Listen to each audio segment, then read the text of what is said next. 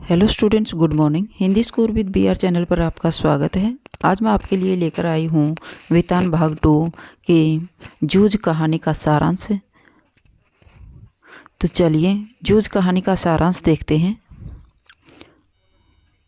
पहले इनका जीवन परिचय देखते हैं। जूझ कहानी के राइटर हैं आनंद यादव। तो आनंद यादव का जीवन परिचय के बारे में जानते हैं। आनंद यादव का जन्म सन 1935 में महाराष्ट्र के कोल्हापुर में हुआ था। मोस्ट इम्पोर्टेंट क्वेश्चन बनता है, आनंद यादव का जन्म कब हुआ था और कहाँ हुआ था। आनंद यादव का जन्म सन 1935 में महाराष्ट्र के कोल्हापुर में हुआ था। इनका पूरा नाम था आनंद रतन यादव। इनका पूरा नाम क्या था? आनंद रतन यादव। इन्होंने मराठी एवं संस्कृत साहित्य में स्नातकोत्तर की डिग्री प्राप्त की। ये बहुत समय तक पुणे विश्वविद्यालय में मराठी विभाग में कार्यरत रहे और इनकी लगभग 25 पुस्तकें प्रकाशित हो चुकी हैं। इन्होंने उपन्यास, कविता व समालोचनात्मक विधाओं पर लेखन कार्य किया और इनकी नटरंग पुस्तक बहुत चर्चित रही है। इनकी कौन सी पुस्तक चर्चित रही? नटरंग। जूझ उपन्यास पर इन्होंने सन 1990 में साहित्य अकादमी पुरस्कार से सम्मानित किया गया। जूझ का उपन्यास था वो भी इनका, जिस पर इन्होंने साहित्य अकादमी पुरस्कार से सम्मानित किया गया था, जूझ उपन्यास पर। और सन 1990 में कब प्रकाशित हुआ था, कब पुरस्कारित सम्मानित किया गया था इनको? सन 1990 में। तो ये आनंद यादव का जीवन परिचय था। तो चलिए अब देखते हैं जूझ कहानी का सारांश।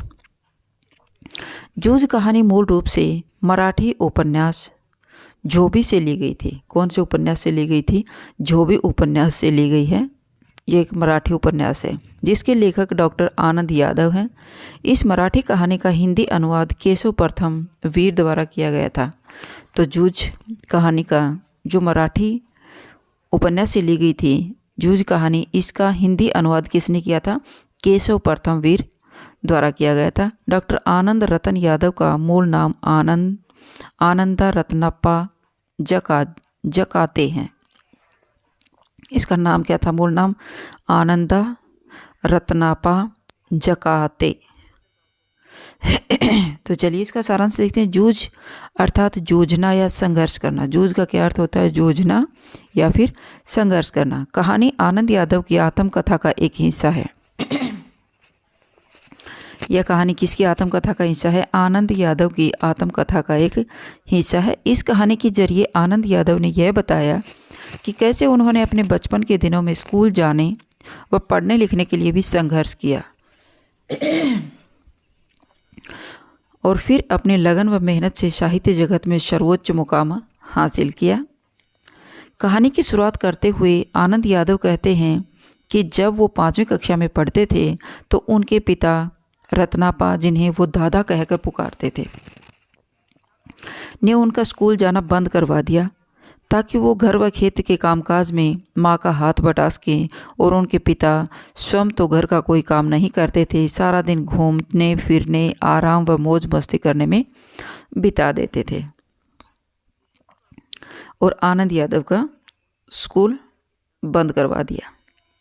आनंद यादव स्कूल जाना चाहते थे, इसलिए एक दिन गोबर के कंडे थापने वक्त उन्होंने अपनी माँ से स्कूल जाने के विषय में बात करते हुए कहा कि अगर वो इस वक्त स्कूल नहीं गए तो फिर वो भी अपने पिता की तरह गरीब ही रह जाएंगे, और अगर पढ़ लिख गए तो शायद जीवन में कुछ कर पाएंगे। आनंद यादव की माँ ने उन्हें समझाया कि अगर पढ़ाई लिखाई के बारे में उनके पिता से बात की तो वो नाराज़ हो जाएंगे। हालांकि माँ चाहती थी कि बच्चा पढ़ लिख ले, लेकिन वो आनंद यादव के पिता से डरती थी, इसलिए खुलकर उसका साथ नहीं दे पा रही थी।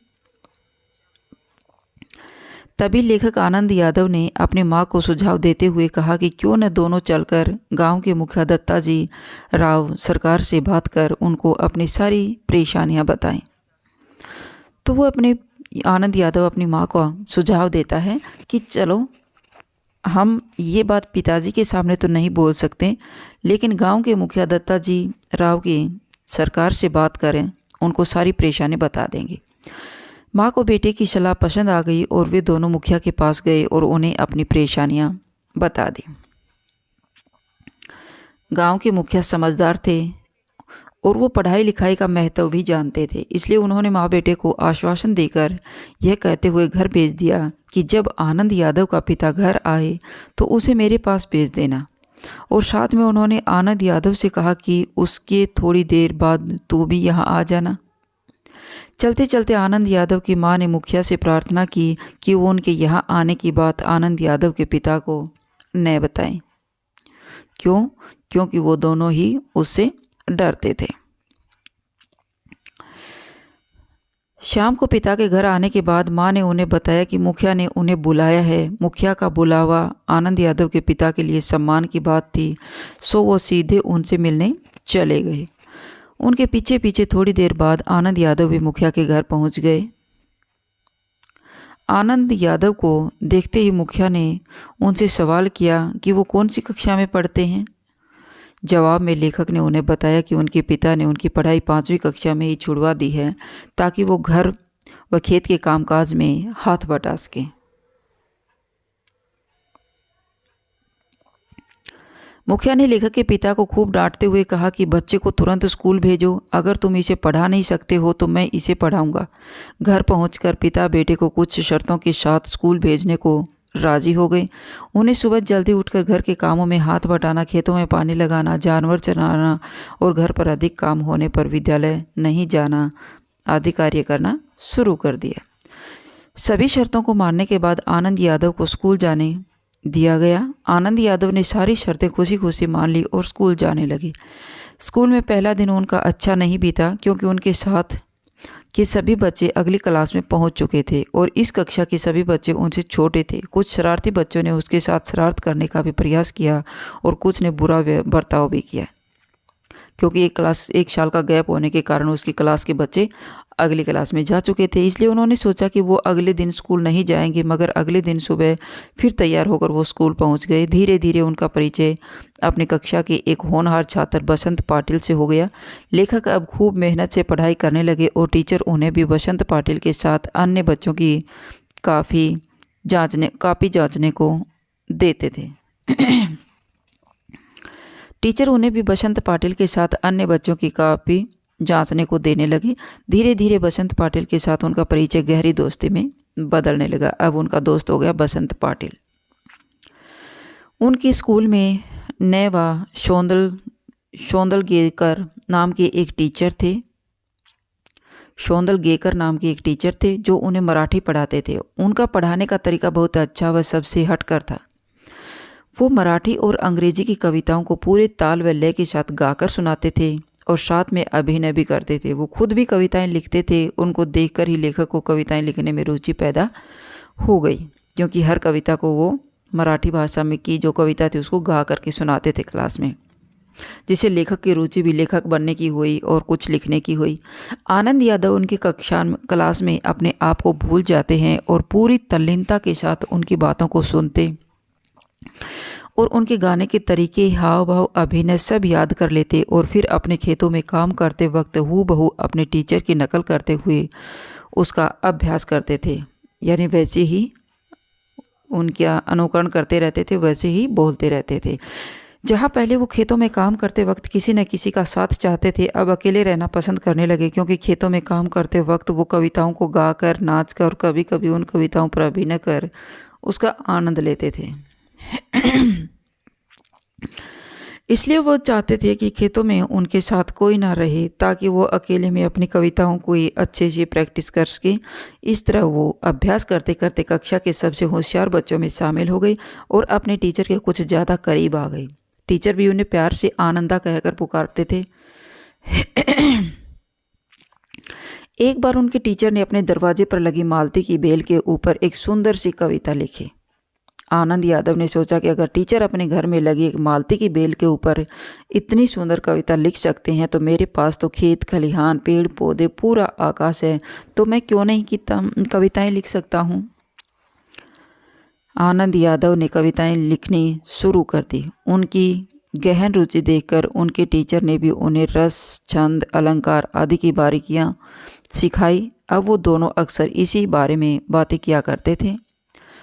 और इस तरह लिखते लिखते एक दिन वह छोटा बच्चा, जिनके पिता उसे पढ़ाना लिखाना नहीं चाहते थे, अपनी लगन व मेहनत से महान कथाकार व उपन्यासकार बन गया।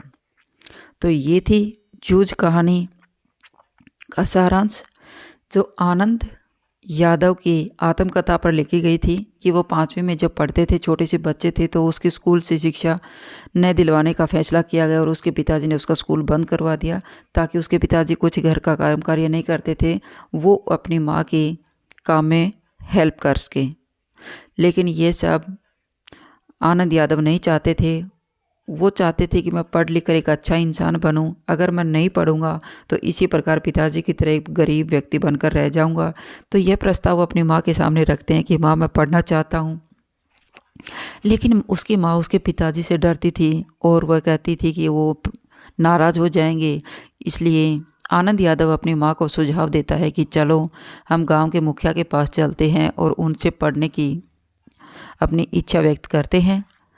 तो मुखिया ने उन दोनों कुमार बेटों को आश्वासन दिया कि वह उसकी पढ़ाई में अवश्य मदद करेंगे और उनके पिताजी से बातचीत करेंगे। इस प्रकार उनके पिताजी को बुला करके उसे पढ़ने के लिए कहा गया और उसके पिताजी ने कुछ शर्त रखी कि अगर ये काम अपनी माँ के काम में हाथ बटाएगा तो ये पढ़ लिख सकता है। इस प्रकार वह जल्दी उठकर अपने माँ के हर कार्य में हाथ बटाता, खेत में काम करवाता और जानवरों के काम में भी हाथ बटाता था। और इस प्रकार वह फिर से अपनी पढ़ाई में लीन हो गया और एक दिन महान कथाकार और उपन्यासकार बन करके उभरा था। तो ये जूझ कहानी आपको कैसी लगी, कमेंट करके अवश्य बताइएगा। अगर आपको मेरी वीडियो अच्छी लगी तो प्लीज़ लाइक कीजिए, शेयर कीजिए और सब्सक्राइब करना न भूलें। फिर मिलते हैं नेक्स्ट वीडियो में। Bye bye.